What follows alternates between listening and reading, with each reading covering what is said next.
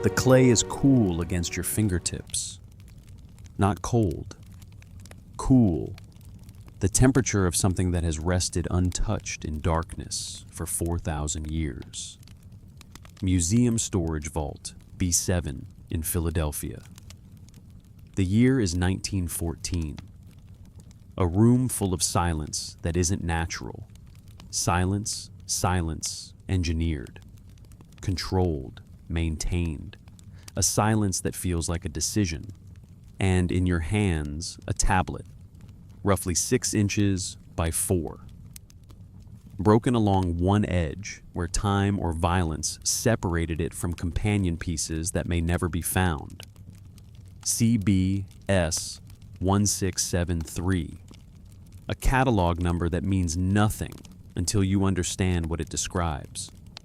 The surface is covered in wedge-shaped impressions pressed into soft clay while it was still alive enough to take a mark. Cuneiform, the writing system of ancient Sumer. A script that looks like texture until your eyes adjust, until your mind stops trying to see it as decoration and begins to see it as language. And if you've spent years learning this dead tongue, if you've trained your brain to hear meaning through gaps, through missing corners, through broken lines, you begin to read. The text describes the creation of humanity, the establishment of 5 cities before a great flood, instructions given by a god named Enki to a king named Ziusudra, standard mythology maybe, an origin story, the kind of thing every civilization produces to explain why it exists. But then you notice something else, a phrase, fragmentary, damaged, but there, a reference to kingship being lowered from heaven, not invented, not negotiated, not slowly developed, lowered, as if it existed somewhere else first. And then another line barely preserved after the flood has swept over and kingship has descended from heaven. The kingship was an Eridu, after. The word implies before. And the tablet proceeds to list what happened in that before. Cities that existed. Kings who ruled. Knowledge that was present. But present how? That's the first loop the tablet forces you into. If kingship descends from heaven after the flood, what form of organization existed before? If the gods had not yet fully established themselves on earth, if that descent is a process, not a static condition, then who built the first foundations? If temples are not yet anchored, who anchors anything? The Eridu Genesis, as scholars would come to call this text, is not alone. Across multiple excavation sites in southern Iraq, archaeologists working in the dust of Tel's artificial hills built up over millennia of habitation recover fragments of a story the Sumerians seem desperate to preserve. Not just the story of their own beginnings, but the story of what was there before them, before the flood that marks a boundary between 2 eras, before the moment the texts consistently describe as when heaven and earth were separated, before the moment that feels in the record like a hinge. And that is where the atmosphere changes. Because myths usually answer questions. They soothe, they explain, they say, this is why things are like this. But these pre-flood narratives don't soothe. They don't settle. They create questions. They multiply questions. They keep returning you to a single pressure point. Before our history, there was another history. Before the gods established their rule, there was another order. Before the flood marked the boundary, there was a before. And once you see that loop, you can't unsee it. The tablet doesn't let you. It keeps circling back to it. the Sumerians left us approximately 500,000 cuneiform tablets.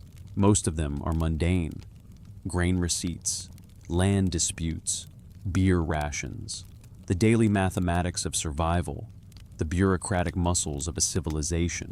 But scattered among those 500,000 are texts that describe a world that existed before their recorded history begins.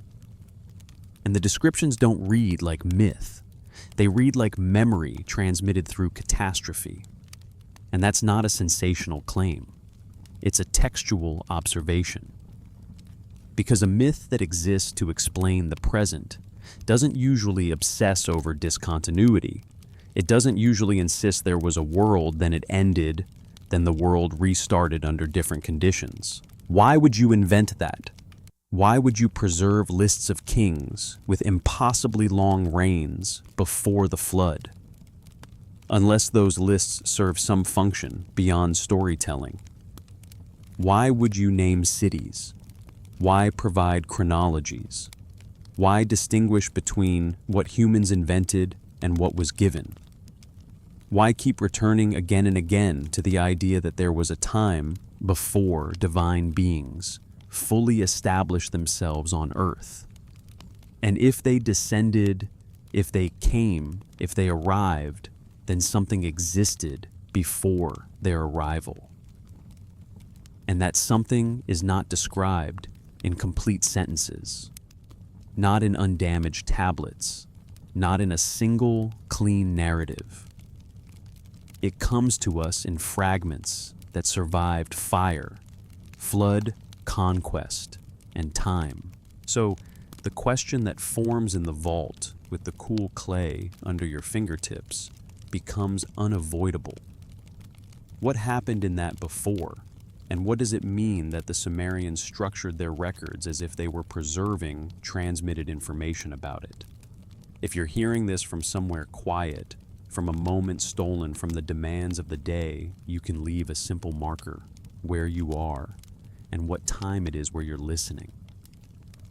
Not because we need a performance, because this investigation works best in stillness. Because we're not chasing sensation, we're chasing a structure. We're following a habit the texts themselves demonstrate, returning to the same question from slightly different angles until the question begins to reveal what it's really asking. CBS 1673 is broken. Its edges tell you that there were other lines, other clauses, possibly clarifications that would make the before less ambiguous.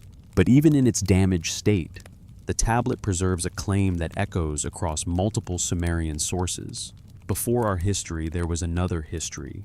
Before the gods established their rule, there was another order. Before the flood marked the boundary, there was a before. And as we move forward, we keep that loop intact. We don't resolve it quickly. We don't smooth it into an easy conclusion. We let it remain what it is in the record, a question the Sumerians chose to preserve. And we begin next with the strangest part of the whole situation. Not the gods, not the flood, not even the kings, but the language itself. The language of a world that shouldn't still be readable, and yet is. And that is where we go. There's a certain expectation we bring to ancient mythology, a kind of instinctive posture. We expect myth to be explanatory, to answer, to comfort. Why does the sun rise? Why do we die? Why does the world flood and then dry, and then flood again?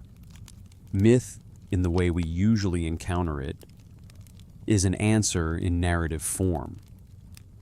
But the Sumerian pre-flood narratives don't behave that way. They don't answer questions. They manufacture them. And they do it in a way that feels almost administrative, as if the goal wasn't to entertain, as if the goal was to preserve, to keep something intact long enough for someone else to encounter it later. 500,000 tablets. That number matters not because it's impressive, but because it tells you what kind of people the Sumerians were. They recorded everything. The movement of barley from warehouse to temple, the movement of beer rations to workers, the boundaries of fields, the disputes over land. Writing in Sumer was accounting before it was literature, procedure before poetry. So, when that same culture uses writing to describe the divine world, something happens that doesn't fit our usual categories. The gods are listed, their attributes enumerated, their relationships mapped in genealogies as complex as any royal lineage. And their interactions with humanity are recorded not only in the language of awe, but in the language of clause and consequence, action and result. Which means that when you encounter a text like the Eridu Genesis or the King List or the Etrahasis Epic, you're not encountering myth in the loose sense we often mean. You're encountering a scribal culture doing what scribal cultures do. Preserving a sequence, naming places, naming people, recording transfers of authority. And that is where the discomfort begins. Because mythology that exists to explain the present doesn't usually insist on a prehistory that feels older than the storytellers themselves. It doesn't usually say before our beginning there was another beginning. It doesn't usually preserve lists of kings who ruled for impossible lengths of time. And it doesn't usually frame civilization as something received rather than invented. So the loop returns. Why would a culture invent memories of a previous civilization if the purpose of myth is to explain the present? Why preserve detailed lists of kings before the flood, unless those lists serve some function beyond storytelling? The tablets we'll examine, stored in museums from Philadelphia to London to Oxford, contain specific claims. They name cities. They provide chronologies. They describe transfers of knowledge, technology, and authority. They distinguish between what humans invented and what was given to them. And most striking, they consistently reference a time before the moment when divine beings fully established themselves on Earth. Which means the question isn't simply, what do they believe? It's why did they preserve this structure? Because the structure isn't accidental. The texts keep returning to the same shape, a before, a boundary, an after, and in between, a catastrophe. The flood becomes more than an event. It becomes the dividing line, the hinge, the only major discontinuity, the point at which rain lengths change, the point at which sages change in nature, the point at which kingship descends again, as if the institution is being reinstalled rather than invented. And if that's the shape of the record, then we have to sit with what it implies. Not that we must accept the literal language, but that the scribes are telling us in their own idiom something happened. A discontinuity real enough that it needed to be marked. The Sumerians themselves don't ask, do the gods exist? They ask a different question. Given that the gods exist, what do we do about it? And embedded in that question is a more unsettling one. Given that the gods arrived, descended, came from elsewhere, what was here before they came? The script raises this explicitly, at one point almost too directly to ignore. What did the world look like before the Watchers came? Not the Watchers of later Hebrew tradition, though the connection is worth examining. But the question remains. The Sumerian texts speak of the Anunnaki, the Agigi, the Apkallu, different terms, different contexts, but all pointing toward beings who descend from somewhere else to somewhere here. And if they descended, then they arrived.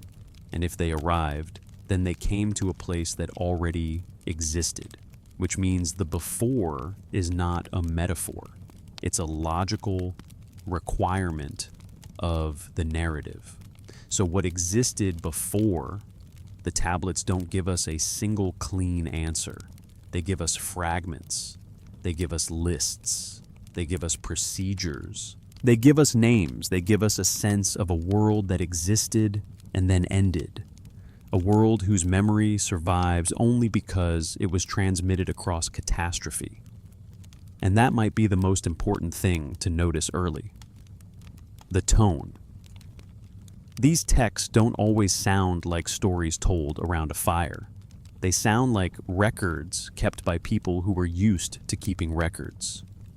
Even when the subject is gods, even when the subject is primordial time, even when the subject is the flood. So the investigation becomes slower, more careful. Because what we're examining isn't sensational, it's specific. And specificity is what makes it difficult to dismiss. If this were only poetic imagery, it would float. But it doesn't float. It sits. It names. It counts. It lists. It insists. And once you recognize that insistence, the question returns again, slightly altered. What were the Sumerians preserving? Not merely mythology, not merely allegory, but a claim of inheritance, a claim that human civilization might be a restoration of something older rather than a pure invention. CBS 1673 is a fragment. Its broken edge is a reminder we're always reading incomplete evidence. But the incompleteness doesn't erase the pattern. It makes the pattern more important. Because fragments don't usually preserve details this stubbornly unless those details were central. So we keep going. And to keep going, we need the thing. The entire investigation rests on literacy, because none of this matters if the wedge marks are only marks. The next loop is the loop of decipherment. How did the dead language speak again? And what happened when it did?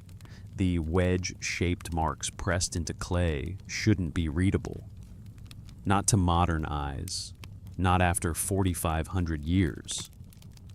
They look like texture, like scratches, like accidental geometry. And for centuries, that's all they were. An artifact without a voice, because the Sumerian language died as a living tongue around 2000 BC. It survived only as a scholarly language, liturgical, scientific, in Babylonian and Assyrian schools for another 1,500 years. And then even that ended. By the time the last cuneiform tablet was inscribed in the 1st century AD, Sumerian had been extinct longer than Latin has been extinct now. And the script itself, used for multiple languages across 3 millennia, fell out of use entirely. The knowledge of how to read it vanished. Libraries crumbled. Cities were buried. And yet the clay tablets survived.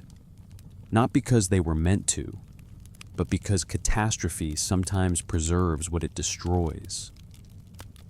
When a city burned, its unbaked clay documents became ceramic, fixed forever in the heat that erased everything else. So the story of how these tablets speak again begins where so many modern recoveries begin with accident, and then obsession. In 1835, a British officer named Henry Rawlinson climbed a cliff face in western Iran to examine an inscription carved into the rock at Behistun. The carving, commissioned by the Persian king Darius I around 500 BC, presented the same text in 3 languages: Old Persian Elamite and Babylonian. A triangulation. A key. Rawlinson's copies of the inscription gave scholars what they needed. By comparing the Babylonian version, written in cuneiform, with the Persian version, in a partially understood script, they could begin assigning sound values to the wedge-shaped signs. The decipherment took decades. Multiple scholars contributed pieces. No single moment of revelation. Instead, a slow accumulation, sign by sign, value by value. Until, by the 1870s, the system was understood well enough that a man working with clay fragments in London could read them. George Smith, a restorer of clay tablets at the British Museum, a man whose work required patience, the way excavation requires patience.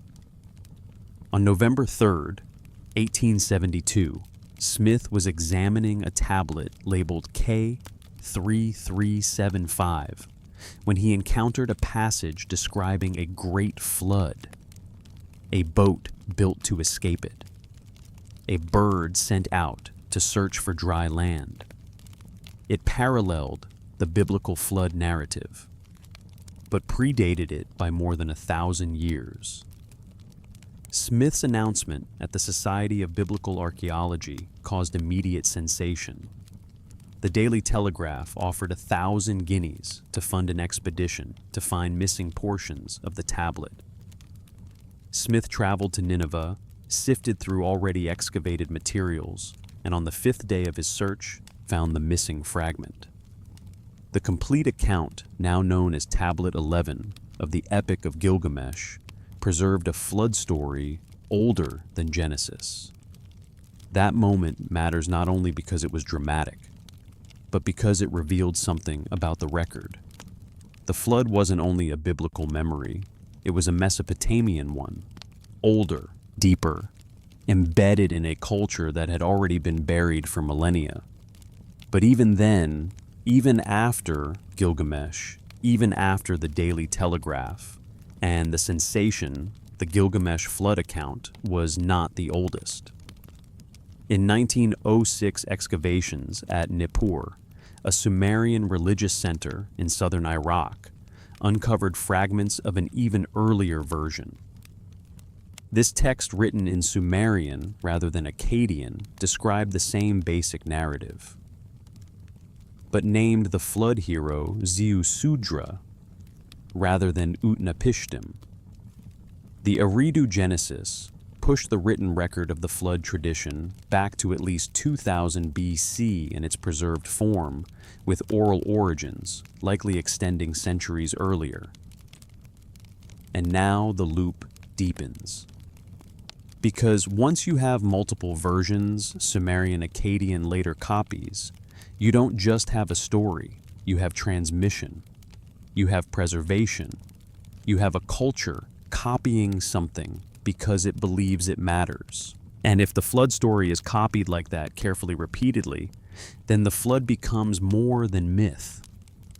It becomes boundary, a line the culture keeps returning to, a discontinuity the record insists is real. And here is where chronology becomes significant. The Sumerians appear in the historical record around 3500 BC, when the first proto-cuneiform documents emerge from the city of Uruk.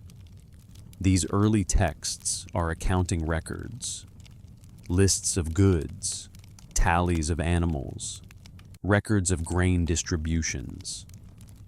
The writing system is pictographic, each sign representing a concrete object or action.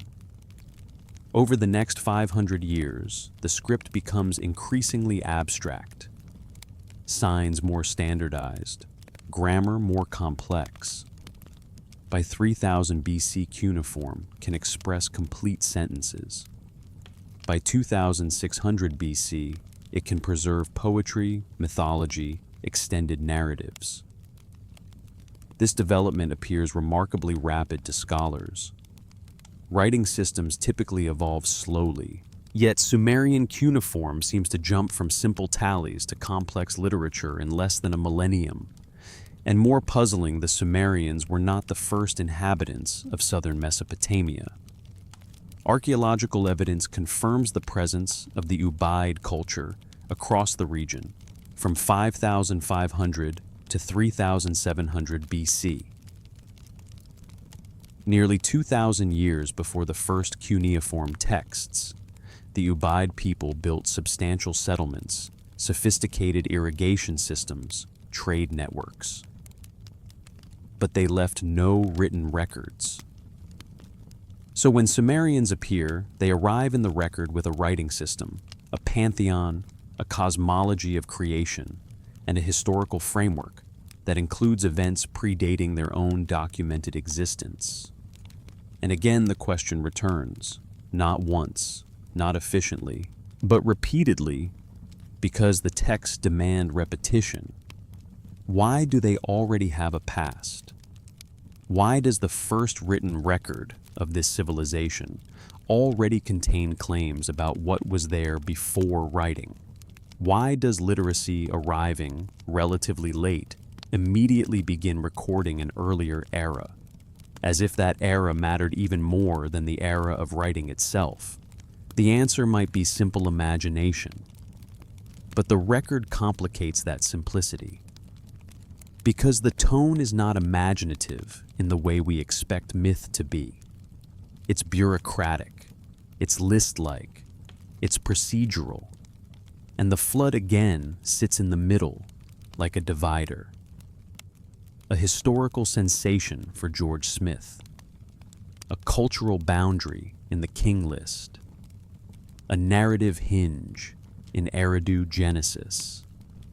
And if the hinge is real, then the door it opens is real too. A before, a world that existed before the flood, and therefore a world that existed before the Sumerians put stylus to clay. So we keep going, because once the language returns, the questions multiply. And the next question is about the language itself. Not only that it was deciphered, but that it is alone, a language isolate, a voice with no family, appearing fully formed and carrying inside it a concept that behaves like inventory, the me. Divine powers transferable, countable, stolen, moved, and that is where we go next. Sumerian is a language isolate. It has no known relatives, no linguistic family. It doesn't belong to the Semitic languages that include Akkadian, Babylonian, Assyrian. It doesn't connect to Indo-European languages. It doesn't nest neatly into anything. It simply appears in the record fully formed with complex grammar, extensive vocabulary, and a writing system that very quickly becomes capable of expressing abstract concepts. Linguists have searched for connections, proposed theories, examined loan words and grammatical structures. The Sumerian language remains alone. And when a language is alone like that, it creates a particular kind of tension, because languages usually leave trails, families, cousins, echoes. Sumerian in the record we have feels like a sudden voice speaking in a crowded region of other voices without belonging to any of them. And that may mean many things. It may mean migration. It may mean an older substrate we can't trace. It may mean that the trail disappeared. But whatever it means, it adds weight to the sense that Sumerian civilization saw itself as inheriting something rather than inventing everything from scratch. Because within that isolate language, there is terminology that behaves strangely. The term me, typically translated as divine powers, divine attributes, refers to elements of civilization described as discrete, transferable entities. The me include kingship, priesthood, music, metalwork, writing, law, fundamental components of organized society. And the texts don't describe these as human inventions.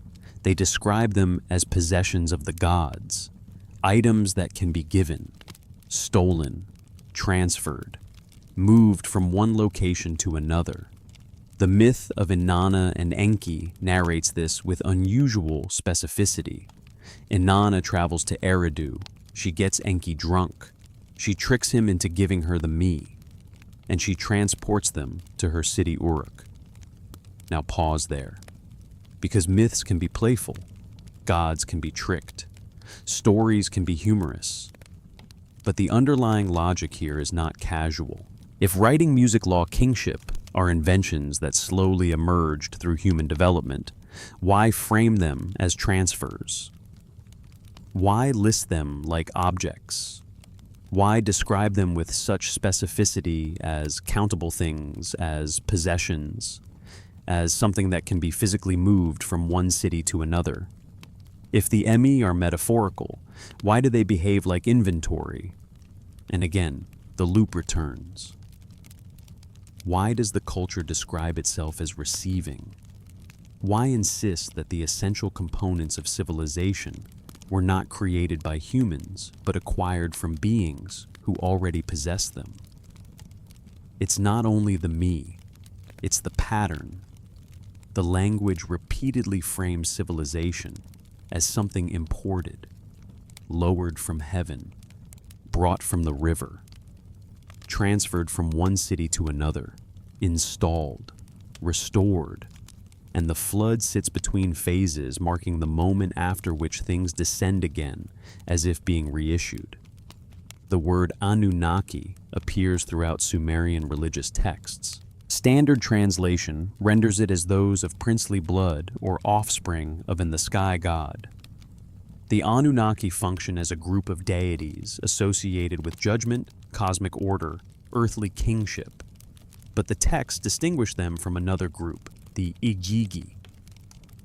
The relationship between these groups varies across sources. But in the Atrahasis epic, the Igigi are younger gods who perform labor on earth, digging rivers, building canals before rebelling. That rebellion leads to the creation of humans to take over the labor. And notice what that narrative does. It assumes organization. It assumes labor systems. It assumes infrastructure, canals, rivers, irrigation, work allocation, hierarchy. It assumes that the earth is already a place where projects are being executed, and it frames those projects as being carried out by beings who are not originally described as human. So, again, the question returns, wearing a new shape. If the gods descend to organize the world, what was the world like before they organized it? And if humans are created as laborers to relieve divine laborers, what existed before this creation? Was there already a population? Was there already society? Is the creation of humans a creation of humanity as a species, or the creation of a specific class of humans for a specific purpose? The text itself pushes you toward the second possibility because it specifies purpose, to bear the work of the gods. That sounds less like cosmic origin and more like design. And if it is design, then it implies a background, a world already populated by someone, a world where an intervention could be made, a world where a new population could be introduced into an existing system. And now the archaeological record begins to press in because archaeology confirms something crucial. The Sumerians were not the first inhabitants of the region. The Ubaid culture is present across southern Mesopotamia from 5,500 to 3,700 BC, 2,000 years before the first cuneiform texts. The Ubaid people built settlements, irrigation systems, trade networks. When Sumerians appear in the record around 3,500 BC, they do not seem to replace Ubaid violently. The transition shows continuity. Temple locations remain constant. Settlement patterns persist. Pottery evolves gradually, and yet something fundamental changes. Writing emerges, suddenly there are records. And those records immediately begin describing a world before the records. A before. Again, and again, and again. So the question becomes less about whether myths are true and more about what kind of memory a culture believes it is preserving. Because the framing is consistent. The Sumerians repeatedly present their civilization as inherited. The Emii are inherited. Kingship is lowered. Knowledge is transmitted. Sages descend. And the flood marks a boundary across which transmission is emphasized. So we keep the loop alive. We don't resolve it into one neat conclusion. Instead, we move toward the documents that most explicitly turn this pattern into a timeline, a list, a chronicle, a piece of writing that looks less like a story and more like administration, the Sumerian king list. Because the king list does something almost shocking in its calmness. It doesn't say once upon a time. It says after kingship descended from heaven. And then it begins counting and naming and placing, as if myth and history are not separated categories, as if the flood is the only real break. And that is where we go next. The Weld Blundell prism sits in a climate-controlled case at the Ashmolean Museum in Oxford. It's a clay prism roughly 8 inches tall, inscribed on all 4 sides with dense columns of cuneiform text. The object itself is unremarkable, reddish-brown clay, carefully shaped, methodically inscribed. A physical thing that looks like the kind of thing that would be overlooked unless you already knew. Herbert Weld Blundell acquired it in 1922 from an Iraqi dealer who claimed it came from Larsa. The prism dates to approximately 2000 BC, and it contains one of the most complete copies of the Sumerian king list to survive antiquity. It begins with a statement that sounds like theology and administration at the same time. After kingship descended from heaven, the kingship was in Eridu, not established, not invented, descended. The Sumerian term is Nam Lugal, kingship. But it is more than political authority. It is the right to rule, the cosmic mandate that legitimizes power, the organizing principle by which cities operate. And the king list claims this principle originated elsewhere and was transferred to Earth, specifically to Eridu. Eridu matters because it is not a random mythic location. The texts consistently identify it as the first city. Archaeological excavation at Tel Abu Shahran, identified as ancient Eridu, confirms that the site has one of the deepest occupation sequences in Mesopotamia. The earliest levels date to approximately 5400 BC, firmly in the Ubaid period. 17 successive temple levels have been identified, each new temple built directly on top of the previous, maintaining orientation and plan.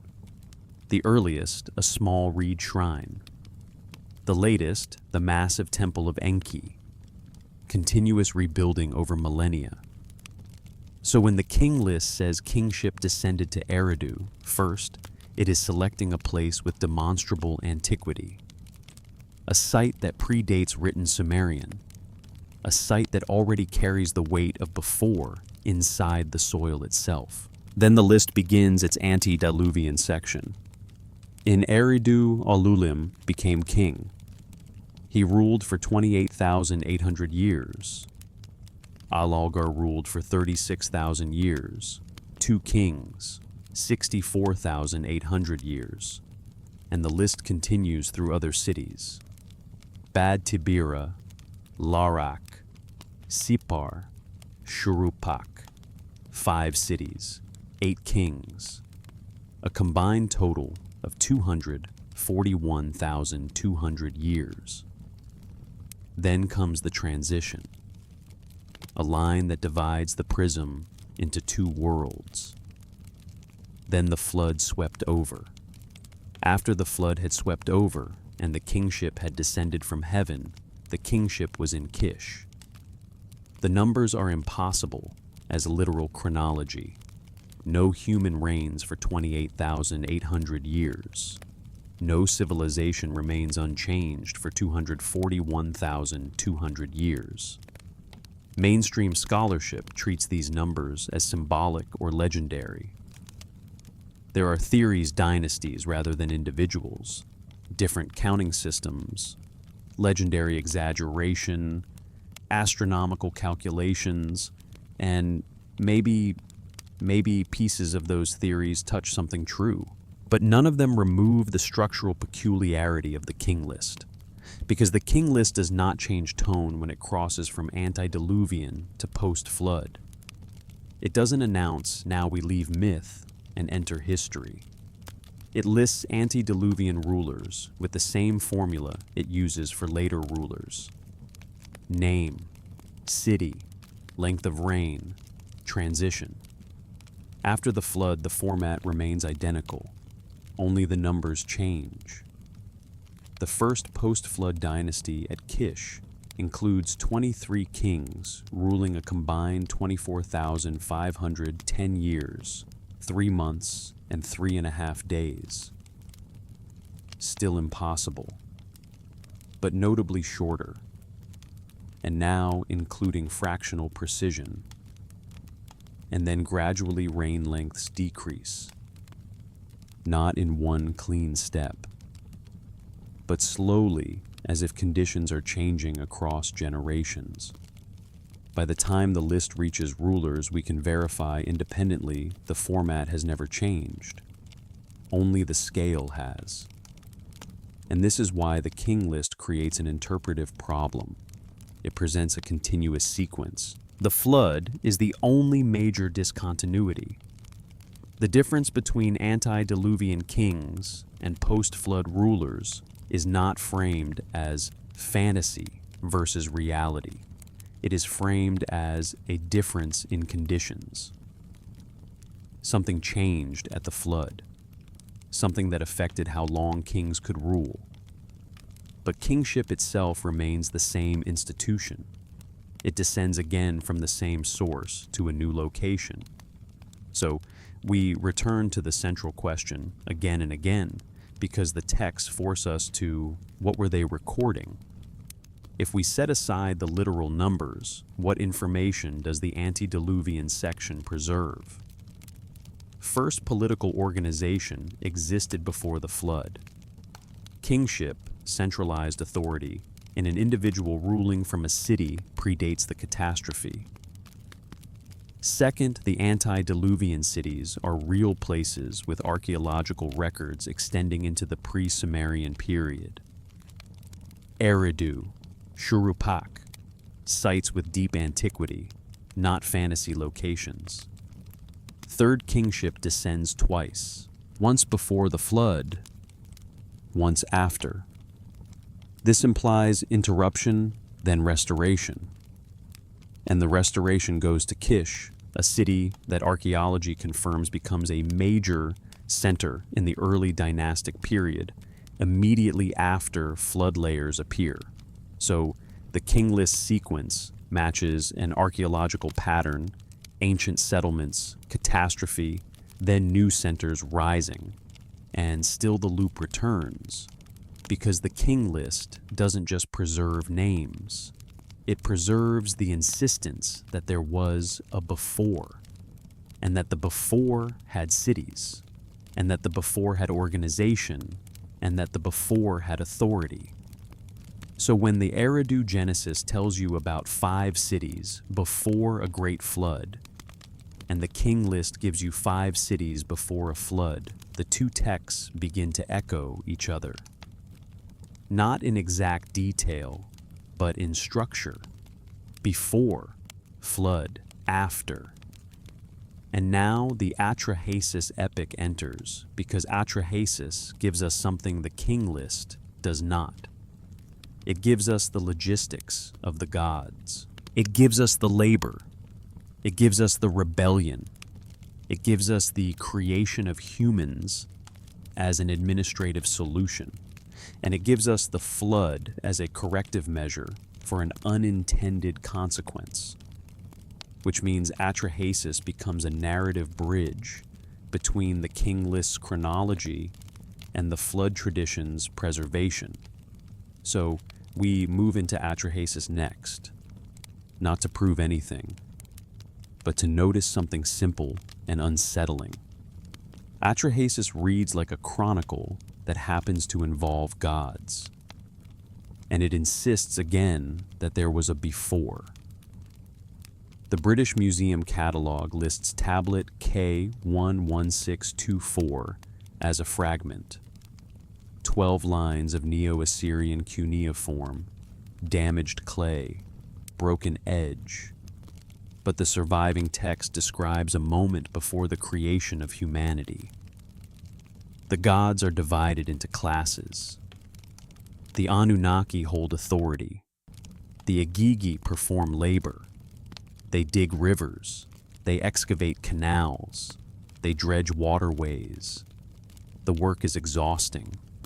The text records their complaint. The toil is too hard, the distress too much.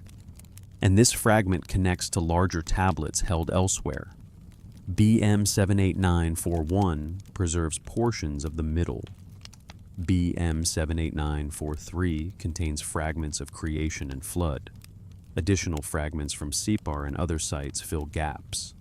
And scholars reconstruct the epic known as Atrahasis, a narrative copied and recopied for more than 1,000 years. Old Babylonian versions around 1700 BC, Assyrian copies in the first millennium BC. Wording varies, but the structure holds, which matters. Because when a story is copied that long, that carefully, it is not simply entertainment. It is something the culture believes must be preserved. Atrahasis begins by establishing the cosmological framework. Heaven belongs to Anu, earth belongs to Enlil, subterranean waters belong to Enki. This division precedes the narrative. It is presented as fact, as initial condition. But the text does not describe how the division came about. It simply states this is the state of affairs when the story begins.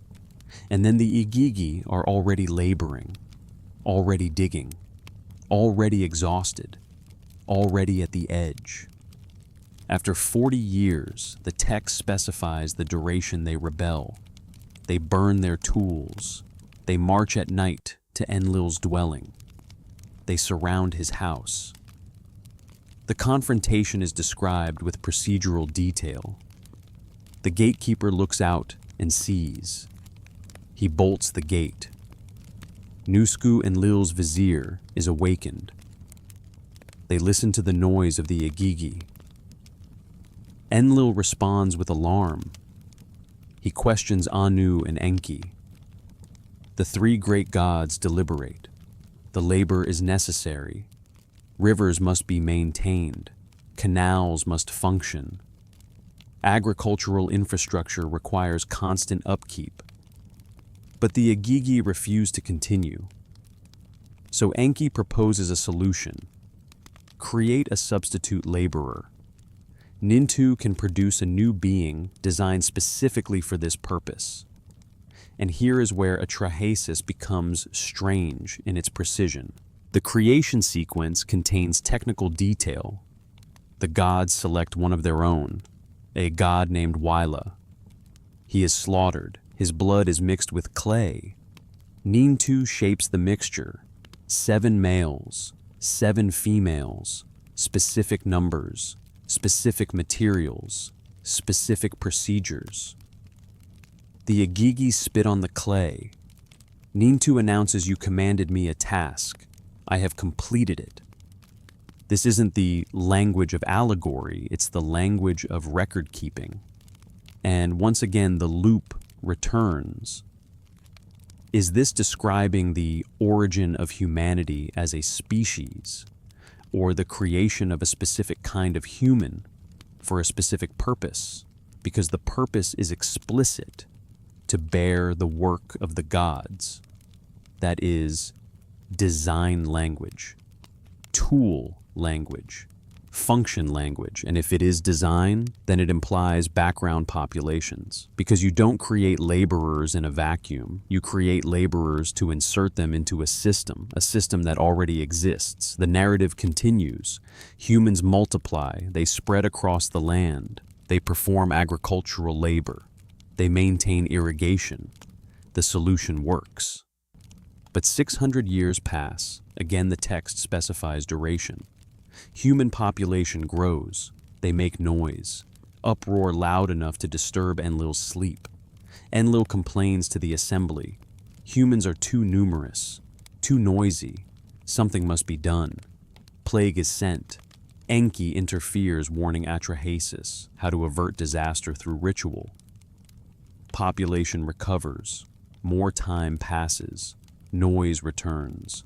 Drought is sent. Enki intervenes. Famine. Enki intervenes. The pattern repeats. Finally, Enlil proposes flood. He binds the other gods to secrecy with an oath. Enki finds a workaround. He speaks to the reed wall of Atrahasis' house within Atrahasis' hearing, but not technically to him. He provides instructions, boat dimensions, materials, pitch inside and out, what to bring aboard. The flood comes. Even gods are frightened. Nintu grieves. The gods shrink back, crouch by the outside wall.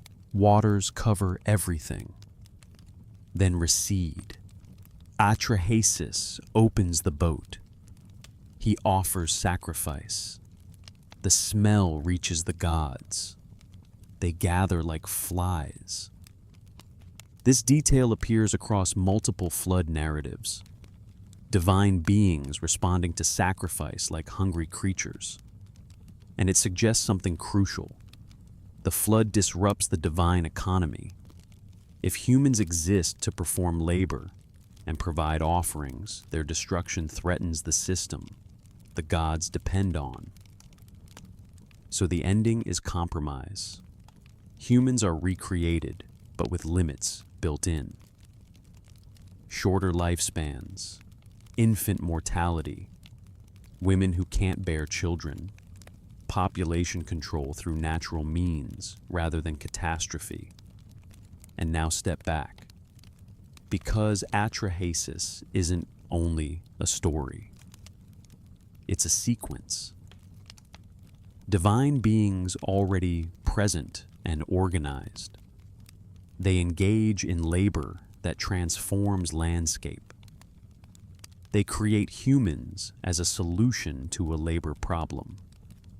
Humans multiply beyond divine comfort. The gods attempt correction through catastrophe. One survives through divine assistance. Post-flood world reorganized under new constraints. That sequence matches the pattern in the king list. Existence before catastrophe, flood as boundary, reconstruction afterward with changed conditions. But Atrahasis adds a crucial element. It identifies categories of beings. It describes relationships. It describes arrival-descent organization. And it implies through its very beginning that there was a prior state. Heaven belonged to Anu earth, to Enlil waters, to Enki. That grammar implies prior condition. The Igigi are already laboring, implying a before the narrative doesn't describe. Which returns us again to the question Atrahasis raises but doesn't answer. If divine beings are already here when the story begins, what was here before them? We keep that question alive. And next we move to the interpretive tension Atrahasis introduces. Because once you have this kind of procedural detail, you have two paths. You can read it as myth, or you can read it as memory translated into myth. And the text itself, in its tone, refuses to tell you which. Atrahasis can be read in more than one way. That's part of its power, because the text preserves claims without forcing interpretation. It insists on sequence and specificity, but it doesn't insist on what we should conclude. So there are at least two ways to sit with it without rushing to settle the discomfort. The first way is the mainstream one. Atrahasis is mythology. The gods are divine beings. The narrative explains why humans exist to bear labor. It explains why floods happen divine decisions. It explains why humans die built-in limits after the flood. And it explains why the gods need humans. The divine economy depends on offerings.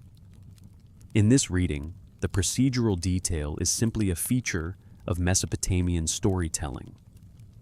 A scribal culture will tell stories like scribes. Even myths will sound administrative. The second way is subtler. Atrahasis is cultural memory expressed through theology. The events might encode historical sequences, canal digging labor, conflict, the introduction of new population groups, catastrophic flooding translated into mythic language, because that is the conceptual framework available to later compilers. They're writing in the Old Babylonian period about events that could have occurred more than 1,000 years earlier. They have no written records from the actual pre-flood period. Writing develops afterward. What they have are oral traditions, memory, fragments of stories carried through catastrophe. So the engineers become gods, labor crews become igigi. The decision to incorporate new populations becomes divine creation. The flood remains a flood. This reading doesn't require literal gods.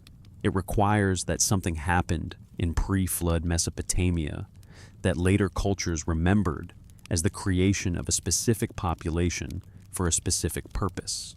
And that reading leads directly into the question Atrahasis itself raises, if you listen carefully, what does creation of humans mean? Because the text specifies purpose. To bear the work of the gods. That does not sound like the origin of the entire human species. It sounds like designing a workforce, like domesticating, like shaping, like introducing. And if creation means creating a particular kind of human for labor, then it becomes possible that other humans already existed. Background populations, people who were there before the labor solution was implemented, people who were not the focus of Enlil's noise complaint because they were not the engineered outcome of the labor crisis. This is not inserting a new fact. It is noticing what the text makes room for, because the narrative logic becomes clearer in that frame. The Igigi rebel because labor is too hard. The solution is not invent humanity from nothing. The solution is produce a substitute laborer, and once produced, those laborers multiply rapidly and become noisy. They are too successful, too prolific, too present. Enlil attempts to reduce them. Plague, drought, famine. Enki interferes. Flood is chosen. Then afterward, new constraints are built in. Shorter lifespans, infant mortality, population control through natural means. This reads like a system correcting an experiment that exceeded its parameters. And the flood becomes a reset of that experiment, not necessarily the elimination of all humans everywhere, but the elimination of a problematic population within the mythic framework. Again, the text doesn't insist. on this reading, but it doesn't prevent it, and that is why the tone matters. Atrahasis doesn't sound like a morality tale, it sounds like a case file. It provides information about divine logistics, where they live, what they eat, how they allocate labor, what problems they face, how they solve them. These aren't the concerns of typical creation myth. They are the concerns of administrative record-keeping applied to a prehistory the scribes believe was real enough to be recorded. Which returns us again to the same central loop.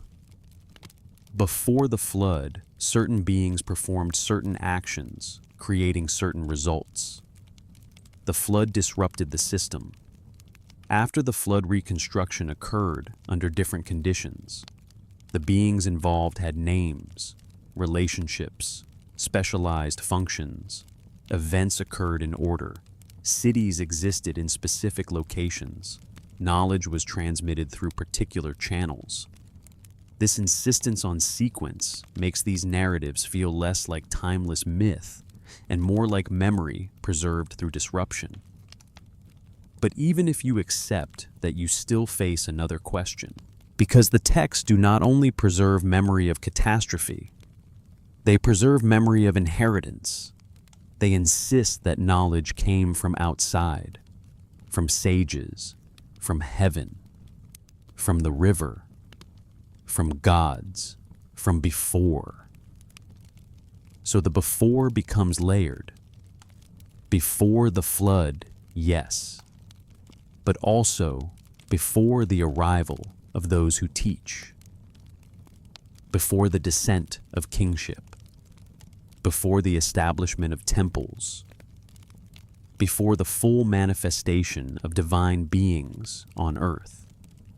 And now, as we move forward, we return to the document that most relentlessly insists on the before as a structured timeline, the king list again. Because if Atrahasis gives narrative logistics, the king list gives institutional continuity. And it forces the same question in a different form. If kingship descends from heaven, what is it descending into? If it is restored after the flood, what existed before restoration? If 5 cities held kingship before the flood, what was the nature of that civilization? And why do the numbers, impossible as they are, sit inside a document that transitions into verifiable history without changing tone? So we return to the prism, not to solve it, but to let it keep asking. If you stare at the antediluvian rain lengths too long, you miss what the list is really doing, because the numbers are impossible, and impossibility can become a distraction. So set the literal numbers aside for a moment, not to dismiss them, just to stop them from blocking the other information. What does the antediluvian section preserve?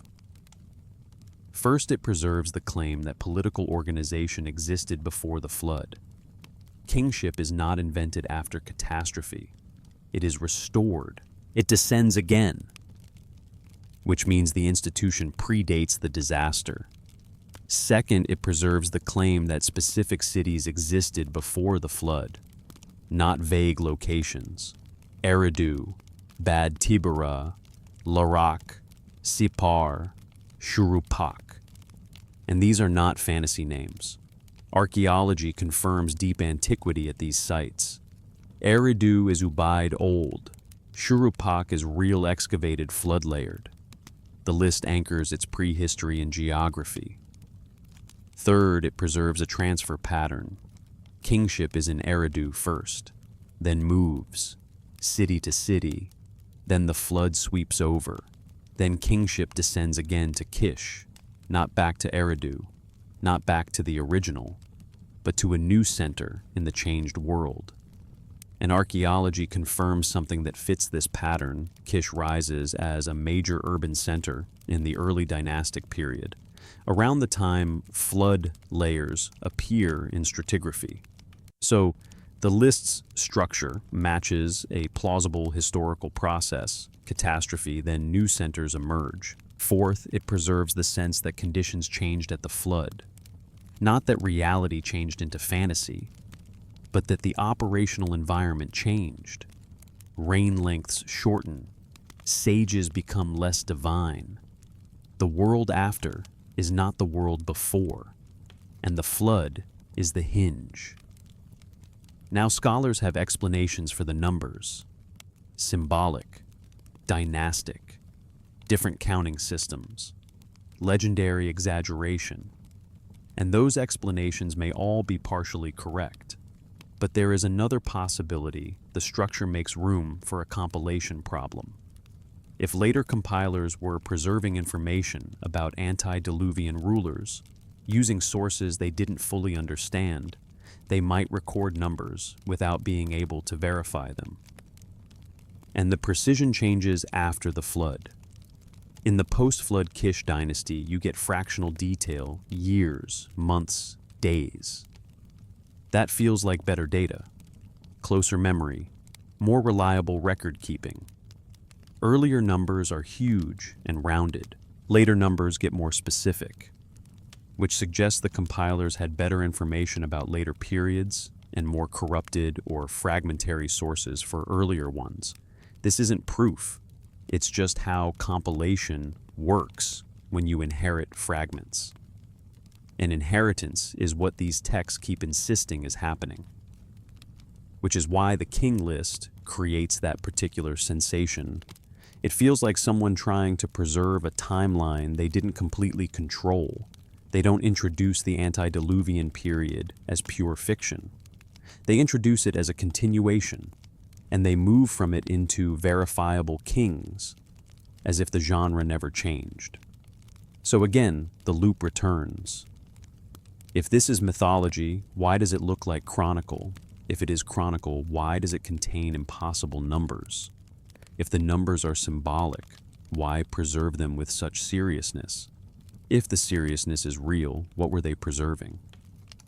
And this is where the instructions of Shurupak matter, because the king list is list, but Shurupak is voice, father to son, and it preserves not cosmic mythology, but mundane survival advice, which is almost more unsettling, because it suggests the pre-flood world, whatever it was socially complex, full of property rights obligations, hierarchy, messengers, contracts, scandal, rebellion.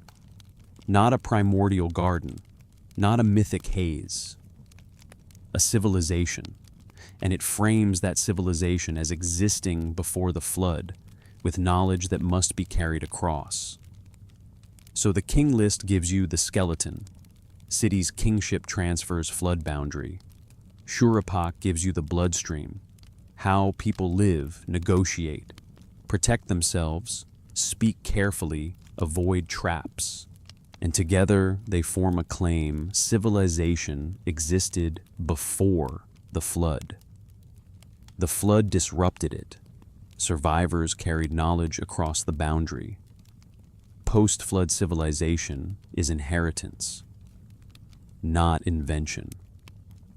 So we move into Shurupak now, because if anything reveals whether the before was imagined or remembered, it's not the gods, it's the mundane detail, the advice that assumes a functioning society, the precepts that presume law and business and hierarchy already exist, and the text that frames itself explicitly as pre-flood instruction to a flood survivor.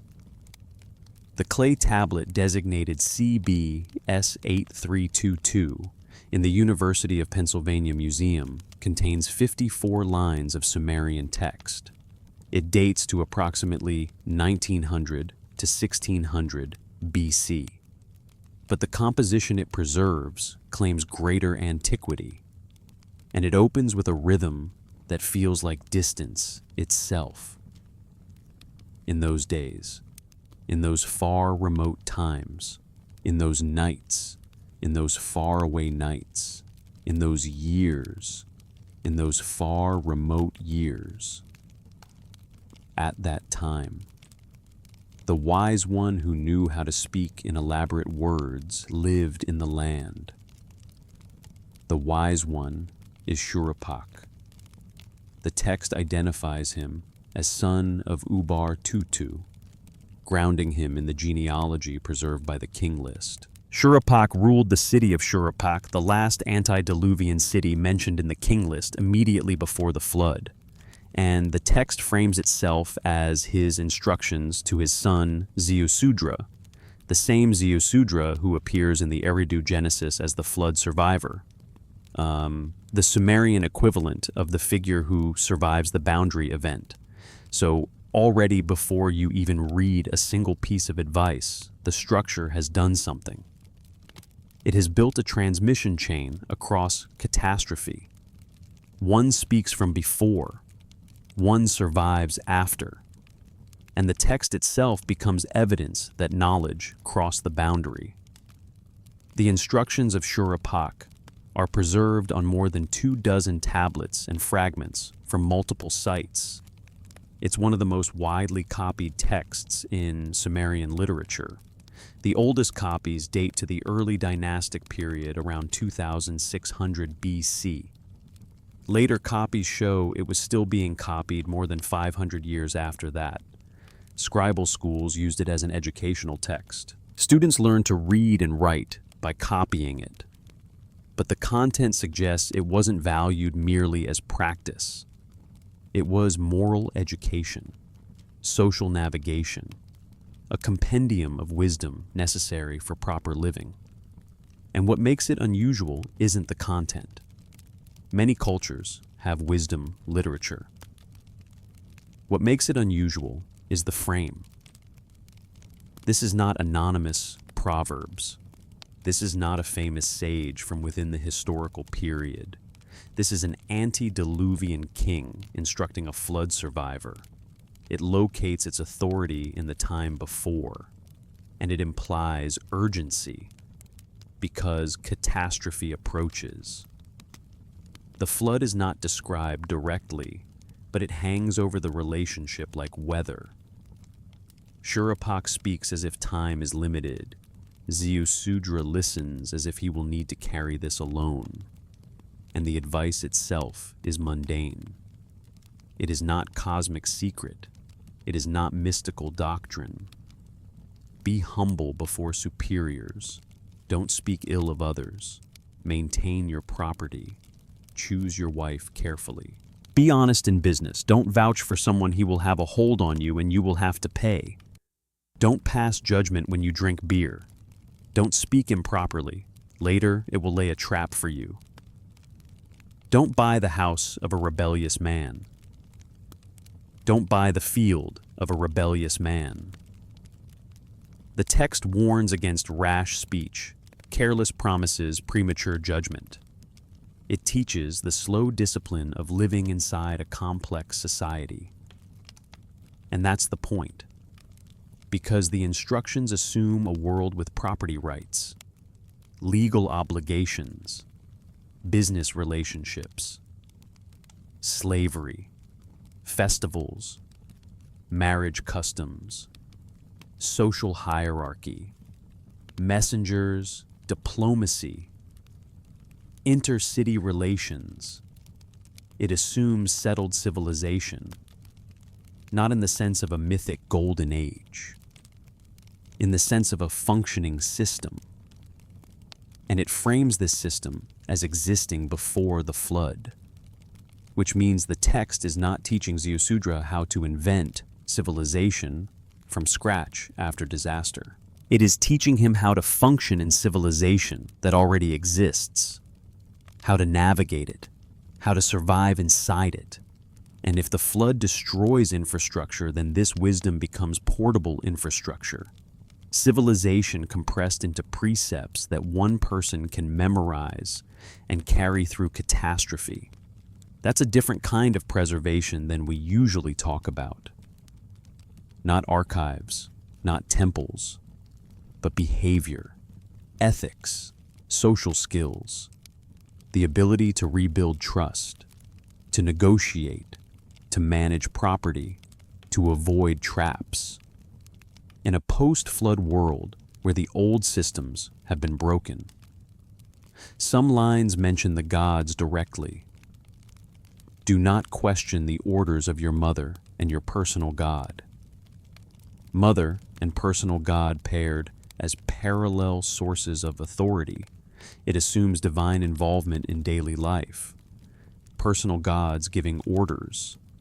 That's not abstract theology, it's lived structure. And again, repetition appears the way Sumerian literature often uses repetition, not as redundancy, but as emphasis. When you bring a slave girl from the hills, she will bring both good and bad. When you bring a slave girl from the hills, she will bring both good and bad. Good and bad go side by side. The repetition is the point.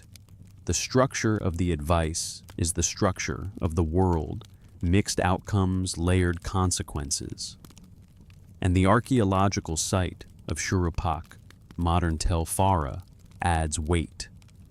Excavations revealed a major city, large, substantial. Flood layers present in its stratigraphy. Pre-flood occupation buried under sediment, then renewed occupation above. The city is real. The flood disruption is real in the soil. The text's framing is not random fantasy floating free of geography. It is anchored in place. So, again, the loop returns heavier. Now, if Shurupak's advice is framed as pre-flood, and the city is archaeologically disrupted by flooding, then the idea of catastrophic boundary is not merely symbolic. It is at least rooted in real experience of civilization ending inundation. And if knowledge had to cross that boundary, then Shurupak's text is one way it did. But Shurupak preserves social navigation, not technical instruction. It teaches how to behave, not how to engineer canals, not how to build temples, not how to calculate. So the question returns again, what happened to the technical knowledge? If civilization was disrupted and survivors rebuilt, then someone had to know how. And that is where the Apkallu tradition enters, because the Apkallu are described not as moral instructors, but as teachers of arts and crafts, letters and sciences, agriculture, city building, the transmission of me in action. So we move next to the 7 sages, not as a new story, but as the other half of the same preservation pattern. Shurupak transmits social infrastructure. The Apkallu transmit technical infrastructure. Both cross the flood boundary. Both insist civilization is inheritance. And both keep asking in their own way, who taught us and what existed before the teachers arrived? The tablet fragment E2210 in the British Museum preserves 17 lines of late Babylonian cuneiform describing the Apkallu. The text is badly damaged, whole sections missing, but what survives provides names. UN, also called Adapa, Yuan Duga, Enme Duga, Enme Galana, Enme Lila, Utu Abzu, Miti, 7 before the flood, counted precisely. Each name carrying Sumerian elements, each name encoding origin and function. Heaven given, me those divine powers embedded in the name. Goodness, purity. The names are both identifiers and descriptions. And the tradition is not local. It appears across sources spanning more than a millennium. Earliest references in 3rd millennium Sumerian texts, then Akkadian, then Babylonian and Assyrian sources into the 1st millennium, and then strikingly it appears in Greek. Berossus, a Babylonian priest writing in Greek around 280 BC. preserving a version he claims derives from Babylonian temple records. He describes Oan as his rendering of UN. He says an awesome creature emerged from the sea and taught humans letters, sciences, crafts, how to found cities, how to establish temples, how to introduce laws and measurement, seeds and the gathering of fruits, everything connected with civilized life. During the day it conversed with men. At sunset it returned to the sea and spent the night in the deep.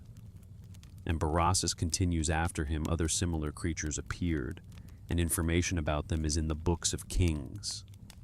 That line matters because it claims documentation, not oral folklore, books of kings, temple archives, systematic records accessible to educated priests. The description is strange. Fish body, human head, human feet, speech human and intelligible. It matches the iconography. Cylinder seals and reliefs show hybrid fishmen in ritual contexts.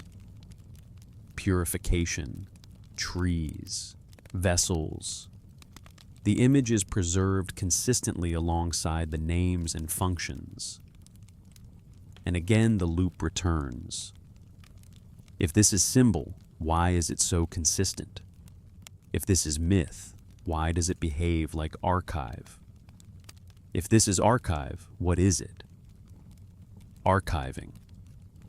The Apkallu are consistently associated with Enki, called Ea in Akkadian, god of wisdom, fresh water, crafts, secrets. His cult center is Eridu. The city the king list identifies as the first seat of kingship. His temple at Eridu is the Abzu, house of the Abzu, the freshwater deep. 17 temple rebuilds, earliest levels dating to 5400 BC. So the tradition ties together Eridu's antiquity, Enki's domain, the Apkallu emerging from water, born in the river, servants or agents of Enki, messengers of civilizational knowledge, and the flood marks the boundary. Before the flood sages are non-human of pure descent, born in the river, descending from heaven. After the flood sages are different, partly human, 2/3 divine, offspring of Amaya, or having human fathers. This shift mirrors the king list. Antediluvian kings, impossible reign lengths. Post-flood kings, gradually decreasing reigns until realistic. Antediluvian sages, fully divine. Post-flood sages, mixed. Something changes at the flood, not just water, but relationship, proximity, presence. The Adapa story focuses on one of these sages. Adapa is explicitly identified as Yuan, a priest of Enki at Eridu, granted wisdom but denied immortality. Enki granted him wisdom. Eternal life he did not grant him. That formula is repeated. Adapa breaks the south wind's wing while fishing in the Persian Gulf. The wind overturns his boat. Adapa curses it. The south wind stops blowing for 7 days. This disruption brings Adapa to the attention of Anu. He is summoned to heaven. Enki warns him not to eat or drink anything offered there. Adapa obeys. But Anu, impressed, offers him the food and drink of immortality. Adapa refuses. He unknowingly rejects eternal life. The story explains why humans are mortal despite possessing wisdom. But it also establishes Adapa as an in-between figure. Wise enough to be summoned to heaven. Human enough to fish. Obedient to Enki's instruction, but limited in understanding. An intermediary. Other sages appear in fragments. Enmeduga unmatched in wisdom, Enmelila associated with purification, Utu Abzu connected to building. Each sage has specialized knowledge. Together they provide comprehensive civilizational skills. And again, the claim is not subtle. Civilization's core skills are taught, not invented, given, not discovered, transferred like the me. Which brings us back again to the me. Because the me behave like structured curriculum, kingship, priesthood, writing, metalwork, law, transferred, installed, stolen, moved. This is not the language of slow organic development. It is the language of deliberate distribution. So, the question returns heavier now. What kind of cultural memory produces a model of civilization? As a package, a set of discrete capabilities transferred from those who possess them to those who do not. And why does that model persist across millennia of transmission? The Apkallu tradition converges with another tradition later preserved in a different moral tone, the Watchers in the Book of Enoch. Divine beings descend before the flood. They teach arts. They create problems. The flood follows. Scholars have noted parallels strong enough to argue derivation. The Mesopotamian sources present the sages positively. The Enochic tradition presents the Watchers as rebels. But the pattern remains descent teaching flood boundary. So now we have two parallel transmission chains crossing catastrophe. Shuruppak transmits social navigation to Ziusudra. Apkallu transmit technical knowledge to humanity. Both insist civilization is inherited. Both locate authority in the before. And both leave the same question unresolved. What did the world look like before the teachers came, before the descent, before kingship was lowered, before the me were distributed, before Enki's agents taught? The texts keep pushing us backward, and when texts push backward far enough, they reach primordial time. Creation. The time before heaven and earth were named. The time before separation. The time when everything is water. And that's where we go next. Because to understand what the Sumerians mean by before, we have to see how they describe beginnings. Not only historical beginnings, but cosmic beginnings. The object cataloged as CBS 8383 in the University of Pennsylvania Museum is a clay cylinder, roughly 4 inches tall, inscribed with Sumerian cuneiform, fragmentary, damaged, published in 1918. Scholars call it the Barton cylinder. The text never names itself. It simply begins describing conditions at the beginning of time. After An had carried off heaven, after Enlil had carried off earth, after Ereshkigal had been given the underworld as her domain, after the boat of heaven and earth had cast off, after the boat of Enki had cast off, the god proceeded to the of his mother. The lines are incomplete, but the structure is clear. The narrative begins after certain divisions have already occurred. It treats those divisions as completed actions, things that already happened, and then it moves forward, because this is how Mesopotamian texts behave. They treat beginnings as sequence, one thing after another, because producing effect. Even in primordial time, the Enuma Elish takes a different approach. It pushes further back. Before heaven is named, before firm ground below is called by name. When only primordial Apsu and Mummu Tiamat exist, their waters commingling as a single body. No reed hut has been matted. No marshland has appeared. No gods have been brought into being uncalled by name destinies undetermined. The negative formulations pile up. No hut, no marsh, no gods, no names, no destinies. But absence isn't emptiness. Apsu and Tiamat exist. Waters exist. Potential exists. Undifferentiated being exists. Then the gods are formed within them. Lamu and Lahamu are brought into being by name, and naming is the hinge.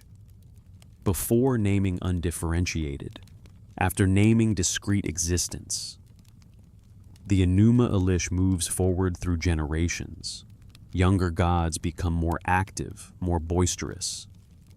They disturb Apsu. Apsu complains by day, I cannot rest, by night I cannot sleep. I will destroy them. Tiamat resists at first. Apsu proceeds. Enki discovers the plot. Enki puts Apsu to sleep with an incantation and kills him. Enki establishes his dwelling on Apsu's body. The Abzu becomes his realm. Tiamat moves to avenge, creates monsters, appoints Kingu. War. The younger gods panic. Marduk steps forward and demands supremacy as the price for protection. They agree. Marduk defeats Tiamat, splits her body to create heaven and earth, organizes the cosmos, creates humanity from Kingu's blood. The Enuma Elish is political theology. It justifies Marduk's supremacy, Babylon's preeminence, recited annually during New Year. But beneath the politics, it preserves a cosmological habit. Before organization waters existed, before differentiation potential existed, before naming being existed without discrete identity. And the transition into order is framed as deliberate structuring, not creation from absolute nothingness. Mesopotamian creation is shaping, separating, naming, organizing, working with pre-existing material. The Song of the Hoe makes this explicit in another way. Enlil separates heaven from earth so as to make room for growth of seed. Separation is purposeful, making room for agriculture. Enlil creates the pickaxe, breaks through earth's crust. Humans sprout forth like plants. Again, agriculture is central, because civilization in the southern alluvial plain depends on irrigation agriculture. Without canals, no dense cities. So creation narratives emphasize establishing conditions for cultivation. But again, notice what they do not do. They do not create matter from nothing. Earth exists before separation. Waters exist before organization. The gods organize what exists into functional cosmos. And once again, the same habit appears: chronological continuity. No categorical break between myth time and real time. The king list demonstrates this. Antediluvian kings, flood, post-flood kings, unbroken format. Creation myths do the same. Primordial waters, gods emerge, conflict, resolution, organization, then later events. The same narrative mode persists. Events occurred, we record them. The record preserves what happened. So if we take the habit seriously, not the literal imagery, but the habit, what picture emerges? At some point in the distant past, conditions existed that the texts describe as waters commingled heaven and earth, not yet separated. Something occurred that separated these conditions. Then organization began. Rivers channeled, land cultivated, cities founded, kingship established. Humans created or modified to perform labor. Flood disrupts. restoration under new terms. Writing arrives, records begin. And the question of before keeps expanding because the texts keep pushing back. Now, the script itself introduces a geological note. The Persian Gulf region was dry land during the last ice age when sea levels were lower. As glaciers melted, seas rose, the Gulf basin flooded. Rivers became shorter as rising seas met outflow. The southern Mesopotamian plain emerged as sediment accumulated. This process occurred over millennia. The texts describing primordial waters and emergence of land might preserve distant memory of transformation. Cultural memory transmitted across many generations and encoded in mythic language. Not direct observation, but sequence preserved. Waters first, land emergence, organization, cultivation, cities. And here the tension returns, because the texts claim organization is imposed by conscious agents who arrive from elsewhere. Kingship lowered from heaven. Sages emerge from the river, me transferred. Gods descend to earth. So you get two layers. One, a world where waters become land. Land becomes cultivated. Cultivated becomes city. Two, a world where organization is imported, not indigenous, taught by beings from outside. And the texts don't resolve that tension. They preserve it. They keep both claims alive. And that is where we return in the final part to archaeology. Because archaeology shows a sophisticated culture before writing, before Sumerian bureaucracy, before the flood layers around 2900 BC, the Ubaid, the settlements, the canals, the orientation of temples. And we ask one last time the question the texts refuse to close: what was here before, and what are we restoring rather than inventing? Tel al-Ubaid rises from the flat Mesopotamian plain, a tell, not a natural hill, a compression of habitation, layer upon layer pressed into earth by time, excavated in 1919, then again in the 1920s. And beneath later Sumerian levels lies a culture that predates cuneiform, predates written records, predates everything the tablets describe, yet shows unmistakable sophistication. Pottery, buff-colored clay decorated with geometric patterns, parallel lines, chevrons, waves, cross-hatching, precision, thin walls, controlled firing, not experimental ceramics, refined craft. And archaeologists found the same pottery across southern Mesopotamia. Eridu, Uruk, Gulf Coast sites, interior marshlands, a widespread culture interconnected, occupying the region from approximately 5,500 to 3,700 BC. The architecture tells the same story. At Eridu, the lowest temple levels already show sophisticated understanding of sacred space. Even the earliest structure, small, barely 12 feet square, has the same orientation as all 17 temples built on top of it. Over 2 millennia, every generation maintained that alignment. This implies religious continuity and knowledge transmission across centuries before writing existed.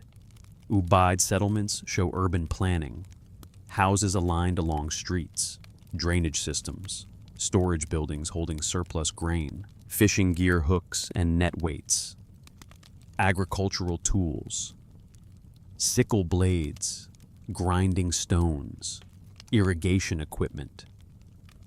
Canal systems begin as Ubaid engineering projects.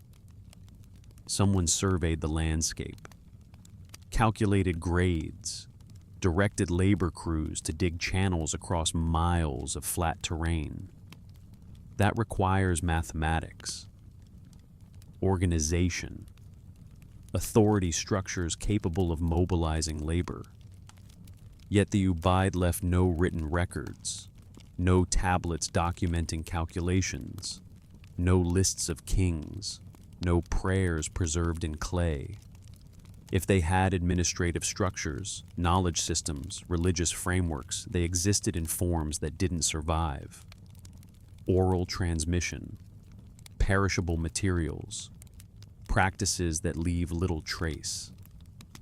Then Sumerians appear around 3500 BC, and the transition shows continuity. Pottery evolves gradually. Temple locations remain constant. Settlement patterns persist. But something fundamental changes. Writing emerges.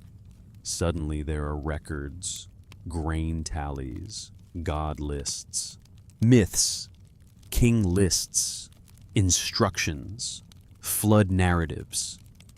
And those records, this is the key, immediately begin talking about what happened before they existed. The Sumerians document everything, including the claim that their civilization is inherited. Loan words in Sumerian suggest a substrate. Words for farmer, plow, date palm, smith, borrowed from an unknown earlier language, possibly Ubaid, whatever that was. So even the language carries inheritance. And then the flood layers appear around 2900 BC at multiple sites. Not global inundation, but regional catastrophe. Thick deposits of water-laid clay.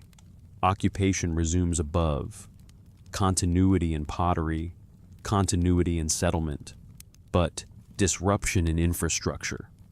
For irrigation-dependent cities, such flooding is civilization ending. Canals buried, fields covered in sterile clay, stored grain destroyed. Survivors face starvation unless they quickly reestablish food production. And in that context, knowledge becomes survival. Who knows where to dig, how to mobilize labor, how to rebuild trust, how to restore order, which is why the texts obsess over transmission. Atra H. Asis preserves life through a boat. Ziu Sudra receives instructions. Shurupak transmits social navigation. Apkalu transmit technical arts. The boat becomes ark not only of animals, but of knowledge. And post-flood kingship descends again. To Kish. New centers rise. Reign lengths shorten. Sages become less divine. Everything continues, but differently. And now we arrive at the fork the script itself names. 3 ways to read the silence. 1 pure mythology. The gods are personifications. The flood is exaggerated memory. The antediluvian kings are prestige legends. The Apkalu are symbolic representations of cultural development. 2 encoded wisdom. Primordial waters as unconscious potential. Separation as differentiation. Flood as death and rebirth. Sages as archetypes. 3 preserved memory.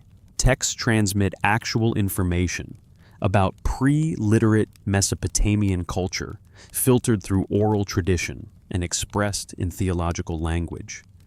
Each reading explains something, none explains everything, and the texts themselves refuse to pick for you. They preserve claims, they preserve sequences, they preserve names, lists, procedures. They keep the boundary, the flood central. They keep the before alive. And maybe that is the deepest truth, regardless of which interpretation you prefer. The Sumerians saw themselves as receivers and transmitters. They treated preservation as sacred duty. They copied texts across centuries. They trained scribes in dead languages to keep older knowledge accessible. They built libraries. They maintained archives. They preserved questions as carefully as they preserved answers. And because of that, we are here. We are reading. We are hearing the wedge marks speak. The storage vault is quiet. CBS 1673 rests in its climate-controlled case. The clay remains. The marks remain. And the text preserves a question it cannot answer. What was here before? Before the Anunnaki divided authority. Before the Agigi dug canals. Before the Apkallu taught crafts. Before Shurupak instructed Ziu Sudra. Before writing documented anything. What existed in that before archaeology shows Ubaid culture with sophistication developed over millennia. Texts describe knowledge coming from outside heaven, river sages, gods.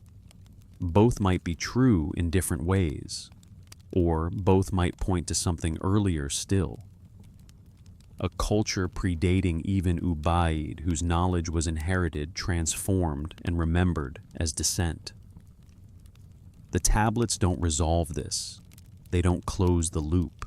They keep it open. They insist on transmission across boundaries. They frame civilization as received rather than invented. Perhaps that is why they emphasize preservation so relentlessly. Because catastrophe is real. Flood layers prove it. And knowledge, whether social wisdom or technical arts, is what survives when everything else is swept away. So we return one last time to a quiet conclusion that isn't really a conclusion, more like a resting place. A question set down gently rather than answered. What will we preserve? What will we transmit? What knowledge crosses boundaries when everything else is swept away? There's no urgency to answer. The tablets waited 4,000 years. They'll wait longer. The vault remains silent. The wedge marks remain. And the mystery remains what it has always been in these texts, before we can't fully reconstruct. And a duty still recognizable to carry forward what we can. Rest with that. Let it settle. The tablets do.